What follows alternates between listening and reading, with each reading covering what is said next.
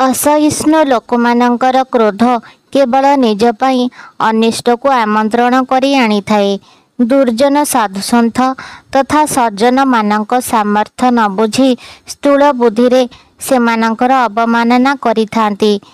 परिणाम या हुए जे अग्नि रे पतंग तुल्य सेमाने झास देइथांती। मनीष छोट पदवी रे आसीन हेले मध्य निज गुण द्वारा आदर सम्मान पाई थाए, किंतु छात उपरे सबुठारु उच्च स्थान रे बसी मध्य काउ कोण गरुड़ भली होई परिबो। महाराष्ट्र रे बास करुथिले जणे धर्मप्राण महिला। खूब कम बयस रे पिता शिवपुर अंचलर जणे पौढ़ंक सह विवाह करि देइथिले। महिला अतिमात्रा रे धार्मिक थिला बेले तांको स्वामी थिले नास्तिक। थरे एक मंदिर रे प्रवचक जय नारायण स्वामी पौरोहित्य रे हरिकथा पारायण हेउथिला। नाम संकीर्तन सुनिबा पाई महिला जनक गले। तांको पछे पछे गोटिए बाछुरीटिए मध्य सेही पारायण स्थली को जाई गोटिए कोणरे निश्चल भावरे ठिया होई रहिला। बोध हेउथिला जे से पारायण शुणुछि। किछि व्यक्ति ताको पिटी सेठारु बाहर करिदेबाको उद्यम कले, किंतु से सेठारु हलचल हेला नहीं। महिला व्यथित होई कहिले, से सेठारे ठिया होई भगवान को नाम शुणुछि, ताको बाड़ांतु नहीं। से तो काहारी नाम श्रवण रे बाधा सृष्टि करू नहीं, मारिबारे की प्रयोजन। लोके सेथिप्रति भ्रुक्षेप न करी पिटिबाकू लागिले।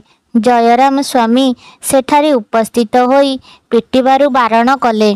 बाछुरी देहरे श्रद्धारे हाथ घसी कहिले, जना जाउछि ए पूर्व जन्मरे महात्मा थिले, तांकु नाम कीर्तन शुणिबाकू दिय।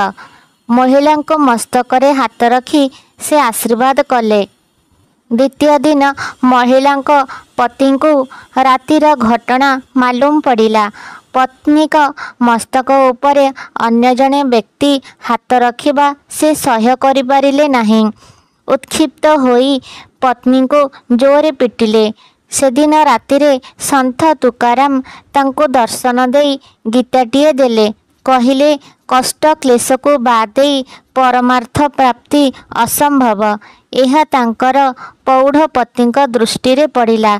एही घटना रे से पत्नी को अति कठोर दंड देबाको मनस्थ कले ओ रागी जाई तुकाराम को प्रति अपशब्द प्रयोग कले।